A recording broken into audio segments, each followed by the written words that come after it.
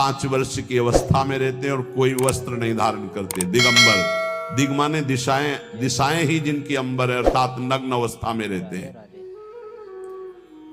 ये वर्णन करते हैं कि एकादशी व्रत को हरितोष व्रत कहते हैं। भगवान की प्रसन्नता के लिए, हरिजू की प्रसन्नता के लिए एकादशी व्रत रहा जाता है। प्रायः समस्त वैष्णव जन रहते हैं।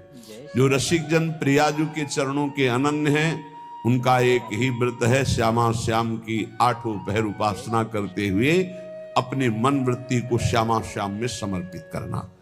पर जो एकादशी व्रत रहते हैं परम धन्य हैं, वो हरितोष व्रत है। अब एकादशी व्रत का नियम क्या है और कैसे एकादशी व्रत का फल मिलता है, कई बार चर्चा हुई।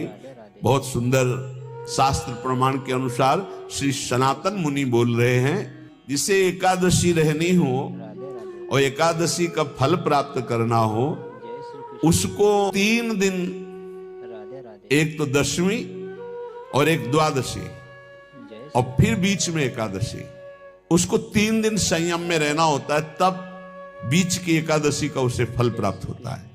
जिसे एकादशी व्रत रहना हो, उसका नियम है कि दशमी के दिन कांसे के पात्र का त्याग करें। वैष्णव सिद्धांत है कि कभी जिसमें मांस बना उस रसोई का भोजन न ग्रहण करे। मसूर की दाल, चना की दाल, कोदों और कोई भी शाक, शहद, दूसरों का अन्न, दोबारा भोजन और मैथुन, ये दशमी के दिन त्याग दे। एक बार दशमी के दिन भोजन करे 24 घंटे में, क्योंकि एकादशी रहना है। कांसे का पात्र, जिस रसोई में मांस बना उसके भोजन का त्याग, मसूर की दाल, चना, कोदो, शाक, मधु अर्थात शहद और दूसरे के द्वारा दिया हुआ भोजन और दोबारा भोजन और मैथुन क्रिया, इनका दशमी के दिन कभी भी प्रयोग ना करें। इन 10 वस्तुओं से वैष्णव दूर रहे दशमी के दिन। फिर एकादशी के व्रत में, ये पीछे तो हम वर्णन कर ही चुके हैं, कहीं नहीं आया यहाँ कुटू का वो कचौड़ी पकौड़ी और सिंघाड़ा का हलवा और ये दुनिया के खीर और सब। ये एकादशी के दिन किसी भी तरह की गेम आदि क्रीड़ा ना खेले।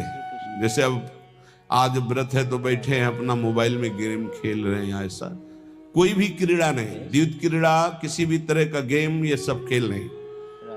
एकादशी के दिन उपासक को चाहिए कि वो किसी भी तरह की क्रीड़ा, मनोरंजन बिल्कुल नहीं, नींद नहीं लेनी उसको, न दिन में न रात में। एकादशी व्रत, और प्रायः पुराने महापुरुषों ने ऐसा किया है। रामदास जी डाकोर के रात में जाते थे, रणछोड़ भगवान के यहाँ कीर्तन करते थे जाकर, तभी तो भगवान उनके कीर्तन पर, उनकी भक्ति पर रीझ कर गाड़ी में बैठकर उनके साथ आए थे। पूरी रात जगकर कीर्तन करना, और दिन में तो सोना ही निषेध है। पान खाना निषेध है, एकादशी को बिल्कुल नहीं। जो व्रत रह रहे, वृक्ष से तोड़कर जो दतून की जाती है एकादशी के दिन नहीं। दूसरे की निंदा करना, चर्चा करना नहीं, अर्थात अधिकतर मौन व्रत धारण करे एकादशी के दिन। चुगली करना, कोई चोरी करना, वाणी से, शरीर से, मन से किसी को दुख पहुंचाना, भोग करना, मैथुन करना, किसी के ऊपर गुस्सा करना, झूठ बोलना, एकादशी के दिन ये नहीं करना चाहिए। एकादशी को एक बार कुछ फलाहार शुद्ध, अगर आपके पास कोई व्यवस्था नहीं तो थोड़ा दूध है, जल है, ऐसे आप लेकर, या थोड़ा सा फल ले लें, थोड़ा सा फल लेकर के प्राण पोषण, एक दिन में मर नहीं जाओगे। कितने तो निर्जला एकादशी रहते हैं, हर एकादशी निर्जला। पूज्य श्री मथुरा दास जी निर्जला ही रहते थे हर एकादशी। चलो भैया आपकी सामर्थ्य नहीं तो जल 2-4 बार ले लो, एक बार थोड़ा सा दूध और फल ले लो, चल जाएगा काम, प्राणों का पोषण हो जाएगा। ये आचरण न करे और एक बार जय श्री कृष्ण कुछ आहार ले ले, वो भी शुद्ध भगवद अर्पित प्रसाद। फिर द्वादशी को कांस के पात्र में द्वादशी को भी भोजन न पावे। जिस रसोई में मांस बनाओ उसमें आहार न ले, किसी भी तरह का नशा द्वादशी को न करे, शहद न पाए, तेल के बने पदार्थ न पाए, मिथ्या भाषण न करे और बहुत शरीर का व्यायाम न करे, बहुत थकावट वाले कार्य न करे, दोबारा भोजन न करे। एक बार द्वादशी को भी भोजन पवित्र, मैथुन न करे, जिसका स्पर्श नहीं किया जाता है ऐसे पदार्थों का स्पर्श न करे, और मसूर की दाल न खाए। द्वादशी को जो इन नियमों का पालन करता है, दशमी द्वादशी ऐसे और एकादशी ऐसे, तब उसे एकादशी व्रत का फल प्राप्त होता है।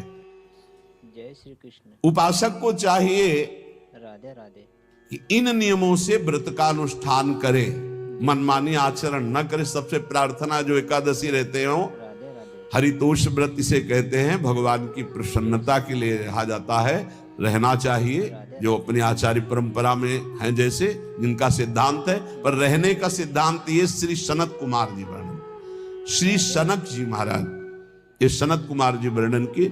सनक जी महाराज कह रहे हैं, यदि भगवान का आश्रय नहीं, सत्संग नहीं है, तो इन 4 में से एक हो तो नाश कर देता, फिर चारों हो तो सर्वनाश हो जाता है। यदि सत्संग नहीं है, यदि भगवद आश्रय नहीं है, और खूब धन हो, जवान अवस्था हो, और बढ़िया पद मिला हो, प्रभुत्व चलता हो और अज्ञान हो, फिर क्या कह रहा है?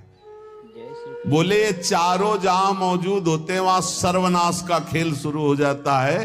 अगर इनमें से एक हो तो सर्वनाश करने में पर्याप्त है, और अगर चारों हो तो फिर क्या कहना है? जवान हो, खूब रुपया पैसा हो, कोई पद हो, कोई अधिकार हो बड़ा, फिर और अज्ञानी हो, तो बोले एक नाश कर देगा, फिर चारों तो नाश ही कर देंगे। और अगर सत्संगी है तो ये चारों महान कार्य कर देंगे। जवान है, खूब दूसरों की सेवा, मेहनत पूर्वक धन संपत्ति कमाकर माता पिता की सेवा, परिवार की सेवा,